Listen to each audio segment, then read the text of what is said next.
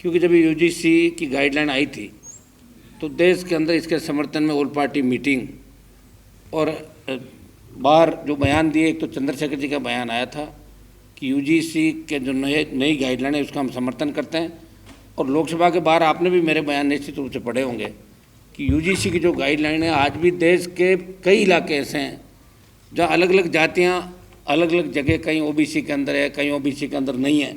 तो जब यूजीसी की टीम देश के विश्वविद्यालय कॉलेजों के अंदर गई और उन्होंने देखा कि SC ST के साथ साथ ओबीसी, मुस्लिम और दूसरा जो दबा कुचला तबका है उनके साथ भी अन्याय अत्याचार यूनिवर्सिटी कॉलेज के अंदर होता है।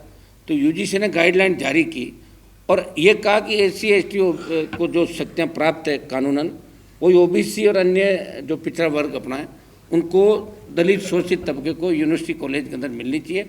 इसको लेकर देश के अंदर बहुत से लोग जो कभी कॉलेज नहीं गए, यूनिवर्सिटी की डिग्री नहीं ली, वो भी बैठे हैं सड़कों पे। तो भाई आप क्यों बैठे हो, आपको क्या पता यूजीसी क्या है? बोले यूजीसी का पता नहीं, ऐसे ला के बिठा दिया।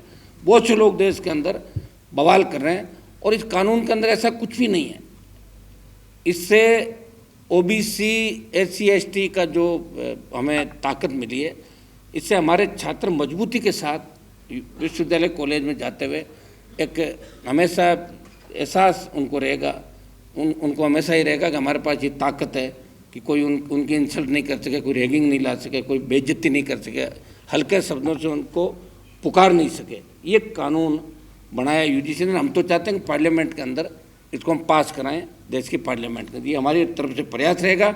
और जो लोग इसका विरोध कर रहे हैं उन्होंने विरोध करके भी देख लिया, बड़ी बड़ी बातें करी, ऐलान किए, लेकिन मैं ये कह रहा हूँ कि SC ST OBC की अगर पूरी गणना इस देश के अंदर हो जाए और सारे आंकड़े अगर देश के सामने आ जाए तो देश के अंदर लोगों की आंखें खुल जाएगी। मुस्लिम भी बहुत परेशान है इस देश के अंदर। हम कॉलेज यूनिवर्सिटी के अंदर देखते हैं किस दृष्टि से देखा जाता है। तो तमाम तबके, दबे कुचले तबके, जिन्होंने आज़ादी की लड़ाई के अंदर सबसे ज़्यादा बढ़ चढ़ के हिस्सा लिया। और चंद्रशेखर जी जैसा आपको बताया कि किसान आंदोलन के अंदर, मैं खुद पिछली सरकार थी उसमें NDA के अंदर था, जब देश का किसान तकलीफ में था, आप देखिए कि सत्ता को ठोकर मार के अगर सड़क पे कोई आया तो उत्तर भारत के अंदर हनुमान बेनीवाल सत्ता को ठोकर मार के सड़क पे आया। और एक अकाली आए तो अकाली तो खुद पूरे टाइम राज किए हुए थे, मुख्यमंत्री रहे, उनके परिवार से लंबे समय तक मंत्री रहे, उनके फर्क भी नहीं पड़ता। लेकिन मेरे लिए तो इससे अच्छा मौका नहीं था कि सत्ता के अंदर रह जाता, मंत्री बन जाता, 6 महीने पहले आ जाता। बाहर लोग ऐसे ही करते हैं, पहले आते, पार्टी बदली, फिर आए, फिर गए। लेकिन जब कौम को आवश्यकता पड़ी, देश के अंदर जब किसान को आवश्यकता पड़ी, जब लोगों ने कहा कि आप अगर बाहर आ जाओगे तो मोदी जी कमज़ोर होंगे और हमारे आंदोलन को ताकत मिलेगी। सिर्फ भाइयों के सम्मान के लिए मेरा कोई, देखिए हरियाणा पंजाब से आंदोलन था और राजस्थान में इस आंदोलन को लेकर चूं तक नहीं हुआ था। उस समय शाहजहाँपुर का बॉर्डर हनुमान बेनीवाल के आह्वान पे जाम किया। उसके बाद 50,000 से ज़्यादा लोग लेके मैं आया। और आज आपको बता दूँ कि हमें नींद अच्छी आती है कि चाहे हम सत्ता के अंदर है या नहीं। तो चंद्रशेखर जी हम लड़ते हैं, अंदर देखते हैं दोनों, और पूरा सत्ता पक्ष विपक्ष भी देखता है कि दोनों एक हैं। चाहे मैं इंडिया अलायंस से आता हूँ, ये भी सरकार के दोनों पार्टियों के खिलाफ है। मैं कहना को तो इंडिया अलायंस के अंदर हूँ, लेकिन इंडिया अलायंस में भी कोई गड़बड़ी होती है तो मैं निश्चित रूप से बयान देता हूँ। मैं कहता हूँ ये बिल्कुल सही नहीं है, मेरी बात मैं रखता हूँ, चाहे अकेला हूँ। और हम दोनों इस पार्लियामेंट के अंदर एक है। स्टेट के अंदर भी हमारा अलायंस था, राजस्थान के अंदर। यहाँ भी आप देखते हो हर मुद्दे पे दोनों लड़ते नजर आते हैं। चाहे पहलवान बेटियों का मामला हो, सबसे पहले आवाज़ किसने उठाई? लोकसभा के अंदर। जब विनय उसको रोका गया, कौन लड़ रहा था लोकसभा के अंदर? अग्निवीर को लेके अगर देश में सबसे बड़ी रैली करी तो जोधपुर में 2 लाख जवानों की रैली करके संदेश दिया कि हम दिल्ली की तरफ आ रहे हैं। मैं आपको विश्वास दिलाता हूँ कि सरकार कमज़ोर है। जिस दिन आप सड़कों पर आ जाओगे और आपके 2 नेता और 2-4 और नेता, मैं ज़्यादा की कह भी नहीं रहा हूँ, अगर 4-5 MP भी ये तय कर ले कि हमें अग्निवीर को समाप्त कराना है, तो इस सरकार के अंदर ताकत नहीं, बहुत डरपोक सरकार है। जब हल्ला होता है तो किस तरह पार्लियामेंट के अंदर डरती है। लेकिन हमारे नेता कमज़ोर हो गए, जिनको आप चुनते हो, वो अपनी ताकत को पहचान नहीं पा रहे, वो हाथ जोड़ के खड़े हो जाते हैं। बातें तो बड़ी बड़ी करके आते हैं, लेकिन लोकसभा के अंदर आते हुए उसके बाद अपने लोगों की बात करते हैं, उनको डर लगता है। और उसी का परिणाम है कि सरकार चाहे जैसे कानून लेके आती है, चाहे जैसे बिल लाती है। हम महिला रिजर्वेशन के पक्षधर हैं, लेकिन अब जो सरकार महिला रिजर्वेशन का बिल लेके आ रही, पता नहीं किस तरह का लेके आएगी। बिना OBC की जनगणना के, बिना देश के अंदर जब तक आप नई जनगणना नहीं करा दो और एकदम से ला के थोप दो, और उसके अंदर ये करेंगे कि ये नेता बीजेपी को परेशान कर रहे हैं, इनकी सीटें रिजर्व करो। वो तो करेंगे 40 लोगों की, तो इसके लिए भी आपको तैयार रहना होगा। हम महिला रिजर्वेशन के पक्ष में हैं, लेकिन चला के इस आड़ के अंदर अगर सरकार कोई गलत चीज़ लेकर आई तो हम उसका विरोध भी करेंगे, चाहे हमें सहजता खोनी पड़े, घर बैठ जाए, कोई फर्क नहीं पड़ता। बहुत लंबी लड़ाइयाँ लड़ी, लंबे समय तक एमएलए एमपी रहे, आगे रहे कि नहीं रहे, लेकिन इतिहास जरूर रहेगा कि कोई आए थे और लड़के चले गए। ये तो हमेशा ही हमारा बन गया और आगे भी रहेगा। आप लोगों ने बुलाया, आज हमारा दोनों का वित्त विधेयक पे बोलने का नंबर पता नहीं आएगा कि नहीं आएगा नंबर, जब तक जाएंगे हो सकता है वित्त मंत्री खड़ी हो जाए, लेकिन फिर भी आपने कार्यक्रम रखा, आप सबकी इच्छा थी और हमारे कहने से आपने कार्यक्रम को आगे भी रखा। अब की बार हमारी डेट दी हुई थी, आपके कार्यक्रम की जो शुरुआत दिल्ली के अंदर आपने करी है, इसका मैसेज पूरे देश के अंदर जाएगा। आज देश के कोने कोने के अंदर लोग इस बात को समझेंगे कि यूजीसी की जो गाइडलाइन आई है उसको लागू कैसे करें। इसके लिए देश का तमाम जवान, किसान, दलित, शोषित, मुस्लिम तबका आज से चालू हो जाएगा सोशल मीडिया के साइट पे। और दूसरे तरीके से मैं आपको कहना चाहूँगा कि दिल्ली, मैं राजस्थान से जरूर आता हूँ, लेकिन दिल्ली हरियाणा का मेरा बहुत लगाव। मैं विश्वविद्यालय के अंदर राजनीति करता था, धूप सिंह जी तो हमसे आगे थे। हरियाणा के बच्चे LLB करने के लिए जयपुर आते थे, और जो जयपुर आ गया वो बिना एडमिशन वापस नहीं गया। मैंने कभी परसेंटेज नहीं देखी उनकी, कितनी है भैया, कि 40 करा दो, 38 करा दो, चाहे मेरे खिलाफ खूब विधानसभा में बोले FIR कराओ, ये कराओ, वो कराओ। मैंने कहा पढ़ने का हमारा अधिकार है और हर कोई चाहता है वो राजस्थान विश्वविद्यालय के अंदर पढ़े। हरियाणा में परसेंटेज ज़्यादा जाती है कुछ ज़माने के अंदर। आज मैं हरियाणा के कोर्टों में जाता हूँ, बहुत से वकील ऐसे मिलते हैं, साहब मुझे पहचाना, मुझे आप कौन, कि मेरे 40% थी, आपने करा दिया, हमारे यहाँ तो परसेंटेज ज़्यादा जाती थी। और मेरा ये था कि जो आ गया वो वापस नहीं जाए, उसका काम करना। और हमारे पास कौन सी नौकरियाँ थी, जब मेरे उस समय प्रेस के लोगों ने मुझे कहा कि आपको जेल हो जाएगी, FIR लॉज होगी। मैंने कहा अगर मेरे हाथ में सरकार आ गई, अभी तो मेरे हाथ में एडमिशन है, वो मैंने करा दिए, और सरकार मेरे हाथ में आ गई तो नौकरियों के कैंप लगा दूंगा, गांव में जाओ नौकरियां लगा के लाओ शाम तक, ये भी कर सकता हूँ। ये बयान थे मेरे 25 साल पहले, तब आप अंदाज लगा लो 25 साल पहले तो मैं अध्यक्ष था, मेरे फादर विधायक थे। अब तो मैं 6 बार खुद जीत गया, 2 बार 4 बार MLA, 2 बार MP, छोटा भाई रह लिया, परिवार पूरा रह लिया। इसलिए राजनीति के अंदर हो सकता है मंत्री नहीं रहे, लेकिन वो मंजिल मुकाम मिला, नए लोगों को हमने ताकत दी। और बहुत से नए नौजवान जो हमारे स्टेट के अंदर कुछ घरानों की राजनीति चला करती थी, आज हर नौजवान नेता भी बन रहा है, उनको पार्टियाँ टिकट भी दे रही है। और हम दोनों तो पिछली बार बहुत से लोगों की मदद भी करी, हमने हमारी पार्टियों का नुकसान किया। अरे ठीक है यार, हमारे खड़ा करने से मजबूत आदमी हार जाएगा, रहने दो।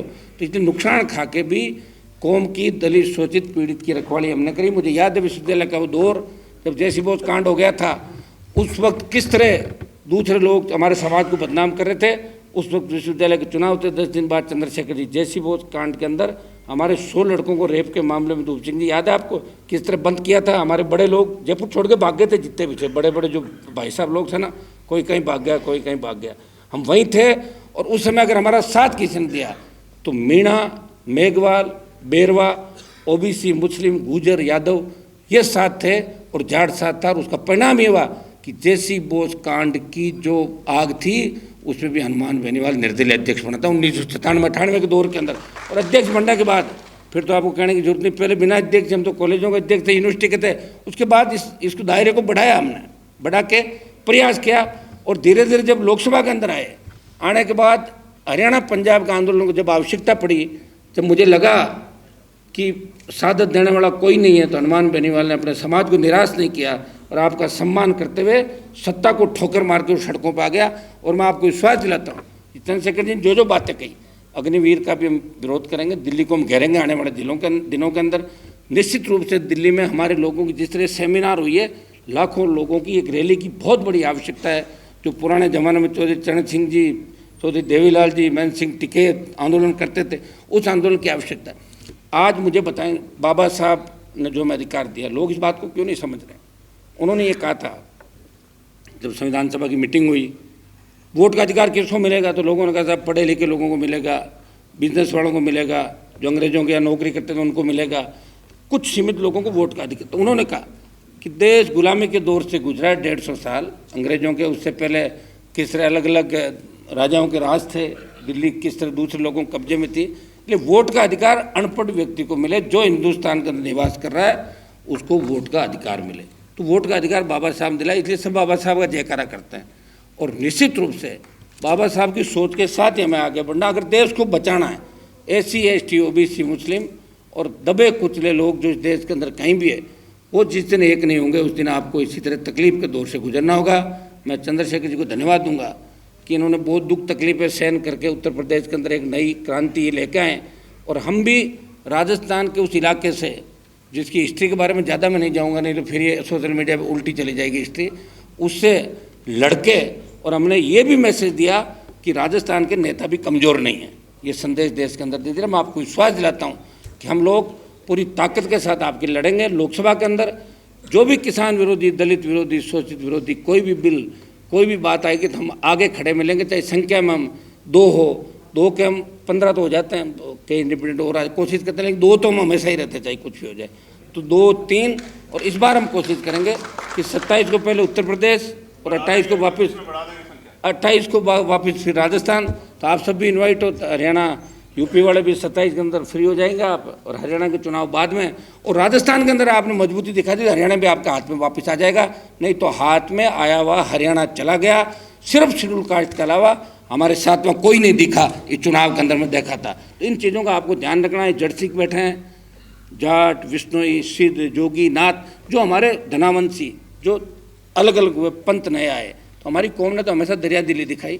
हो सकता है 100% हर कौम में कोई अच्छे आदमी नहीं होते, लेकिन आज भी देश को जहाँ आवश्यकता पड़ती है, जहाँ किसी गरीब को गांव में मदद की जरूरत पड़ती है, तो जाट सबसे पहले खड़ा होकर उसकी मदद करता है, रखवाली करता है, प्रयास भी करता है। कई बार परिस्थितियाँ ऐसी बन जाती है कि बहुत से लोग निकम्मे किसी भी कौम से आ जाते हैं, लेकिन फिर भी मैं देश के नौजवानों को, आप सब जो आपने कार्यक्रम कराया हमारे इस बैनर तले यूनिवर्सल जाट मिशन के, तो उनको मैं सबको बधाई दूंगा। और ये भी कहना चाहूँगा कि पंजाब, हरियाणा, अफगानिस्तान से लेकर गंगा के तट तक जो हमारी आबादी थी, धीरे धीरे एक प्लानिंग के तहत हमें आपस में लड़ने का काम किया, अलग अलग करने का काम किया।